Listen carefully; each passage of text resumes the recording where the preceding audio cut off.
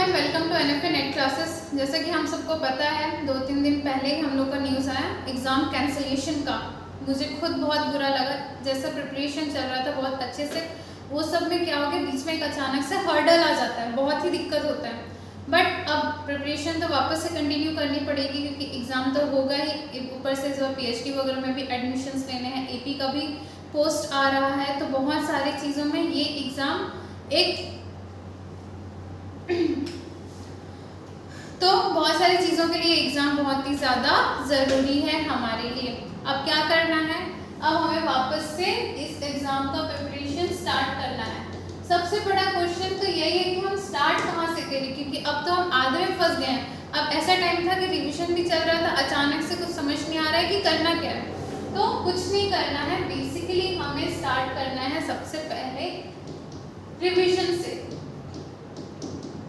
Revision किसका?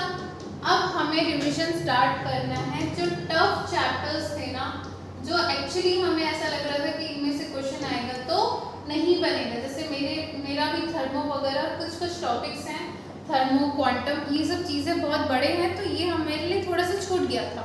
स्पाइनल्स, तो कुछ टॉपिक मुझे भी पता है जो मेरे छूटे हुए थे। तो सबसे पहले हमें कहाँ से स्टार्ट करना है? टफ चैप्टर से स्टार्ट करना है, जो एक्चुअली में हम सिर्फ और सिर्फ टाइम के लैग होने के कारण नहीं कर पा रहे थे। अब ये इन चैप्टर्स का रिवीजन कब तक कंप्लीट करना है? ये सब चैप्टर्स का रिवीजन हमें कंप्लीट करना है बाय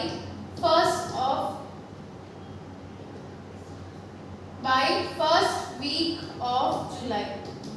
ठीक है, हम लोगों को मोस्ट प्रोबेबली अभी देखो कुछ कहा नहीं जा सकता, हो सकता है कि 15 जुलाई तक एग्जाम हो जाए, हो सकता है उससे लेट भी हो जाए, क्योंकि पेपर अब डिपेंड करता है कि कब तक कमेटी बैठेगी, चीज़ें आगे बढ़ेंगी, कुछ नहीं कहा जा सकता। बस एक ही चीज़ कर सकते हैं कि कभी भी डेट आए तुरंत हम उस एग्ज़ाम के लिए प्रिपेयर हैं।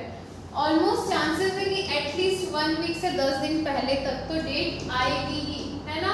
1 वीक से 10 दिन पहले हमारे पास डेट आएगी, तो इतने दिन हमारे पास जब भी डेट आएंगी, जब भी नोटिफिकेशन वापस से रिलीज होगा, तो हमारे पास टाइम रहेगा प्रॉपर स्टार्टिंग से लेकर रिवीजन करने का। तो अभी क्या करना है, जो भी हमारे चैप्टर्स छूट गए हैं, जिनमें हम लोगों का थोड़ा सा एक्स्ट्रा वर्क करना बाकी था, वो सबका फर्स्ट वीक ऑफ जुलाई तक हमारा रिवीजन कंप्लीट करना है। इसके बाद हम सेकेंड ऑब्स्टिकल क्या करेंगे, हम सेकेंड एक हर्डल रखेंगे फर्स्ट वीक मतलब 7 तक। उसके बाद हम लोग एक हर्डल रखेंगे 15 ऑफ जुलाई तक। ठीक है, 15 या आप लोग 10 ऑफ जुलाई तक रख सकते हैं अपने हिसाब से। जो भी नोटिफिकेशन आएगा उसके हिसाब से हम लोग डेट्स क्या करेंगे, आगे पीछे करते जाएंगे। यहाँ पर हम स्टार्ट करेंगे वापस से PYQs। ठीक है, वापस से PYQs किसके स्टार्ट करेंगे, जो भी हम लोगों ने इतने दिनों तक मेहनत किया फर्स्ट वीक ऑफ जुलाई तक, ये 10-15 दिन में जो टॉपिक, कुछ टॉपिक हम लोग 4 से 5 ऐसे टॉपिक उठा लेंगे, जो कि चैप्टर्स उठा लेंगे जो कि बहुत ही ज़्यादा इंपॉर्टेंट है। जैसे मेरे लिए मैं उठाने वाली हूँ थर्मो, उसके बाद फिर मैं उठाने वाली हूँ क्वांटम, फिर मेरा छूटा था एक्चुअली बहुत बेसिक सा टॉपिक है बट छूट गया था मुझसे अभी तक क्योंकि टाइम नहीं मिल रहा था, केमिकल काइनेटिक्स, है ना। तो ये सफिशिएंट है, ये बहुत बड़े बड़े चैप्टर्स हैं। इतना फर्स्ट वीक ऑफ जुलाई तक का ये टारगेट करने का बहुत ज़्यादा सफिशिएंट। आप अपने हिसाब से देखिए, ऑर्गेनिक करना है तो ऑर्गेनिक कर सकते हैं, इनऑर्गेनिक करना है इनऑर्गेनिक कर सकते हैं, कोऑर्डिनेशन करना है कोऑर्डिनेशन कर सकते हैं। ठीक है, उसके बाद हमें क्या करना है, PYQs लगा के कंप्लीट करना है। अब इससे क्या होगा आपको पता है, सबसे पहले तो आपके पास बहुत कम टाइम है। जब भी कम टाइम रहता है ना, तो हमारे को बहुत ज़्यादा प्रेशर बिल्डअप हो जाता है। अब जब वो प्रेशर बिल्डअप होगा ना, और जब हम टारगेट बड़ा रखेंगे ना, तब क्या होगा, वो टारगेट बड़ा अचीव करने के लिए हम उतना ज़्यादा मेहनत करेंगे। तो सब इससे ज़्यादा इम्पोर्टेंट क्या है, हमारे पास जो टारगेट है उसको हम लोगों को बड़ा रखना है। ठीक है, तीसरी चीज़ क्या होगी, अब मान के चलो कि ये सारे चैप्टर्स के कारण मेरा इस बार का JRF क्लियर नहीं हो पा रहा था।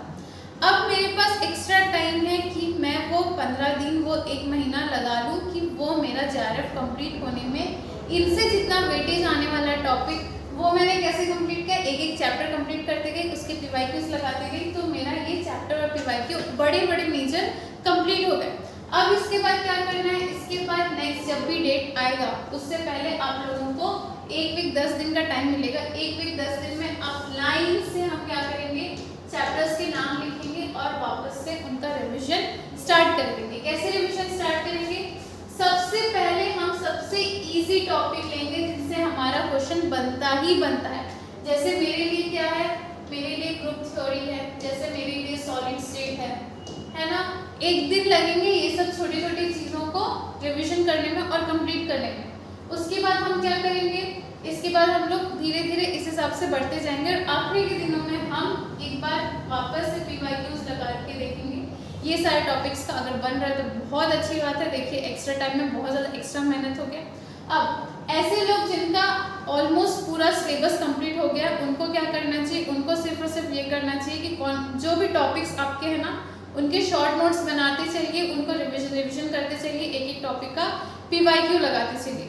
अब ऐसे स्टूडेंट्स जिन्होंने बिल्कुल भी स्टार्ट नहीं किया था या जिन्होंने 1-2 महीना हुआ था स्टार्ट किए, मैं आपको बता रही हूँ कि ये जो टाइम है ना ये हमारा गोल्डन टाइम है। ये जो कुछ टाइम हम लोगों को मिला है ना ये हमारा गोल्डन टाइम है। क्यों गोल्डन टाइम है? मुझे याद है कि जब मैंने एग्जाम दिया था सितंबर 22 में, तब भी जून से पोस्टपोन होते होते एक्चुअली तो पूरा साइकिल ही नहीं होता। मैं ये भी नहीं पता था कि एग्जाम होगा भी कि नहीं होगा। इवन लास्ट मोमेंट तक ये था कि एग्जाम होगा, कैंसिल होगा, कब होगा, क्या होगा, कुछ नहीं पता था, ऐसे ही हो रहा था। तो ये जो टाइम धीरे धीरे खिसकता है ना, 1-1, 2-2 दिन, इनमें हम क्या करते हैं, एक्स्ट्रा मेहनत करते हैं। तो जितना आप 6 महीने 1 साल में नहीं करोगे ना, ये आप 10 से 15 दिन या 1 मंथ में कंप्लीट कर सकते हो। तो आप लोगों को ये टाइम यूटिलाइज करना है। क्या करना है अब मैं बताती हूँ। जिनको ज़्यादा टाइम हुआ नहीं है, जिनको 1-2 महीना ही हुआ है या अभी अभी जस्ट स्टार्ट करना, आप सबसे पहले बेसिक उठाइए। बेसिक कैसे उठाएंगे?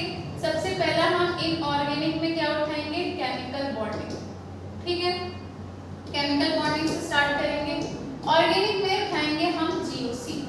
तो ये हमारा बेसिक है, बेसिक से स्टार्ट करेंगे। बेसिक से स्टार्ट करेंगे तो हमारा जो बेसिक है वो बिल्ड होना बहुत जरूरी है, पहली चीज। दूसरी चीज क्या होगी, इनसे हमें जो आगे जो हमारे टॉपिक अभी जो एग्जाम होगा उसमें जो क्वेश्चंस आएंगे ये समझ में आएगा कि हमसे बनता है कि नहीं।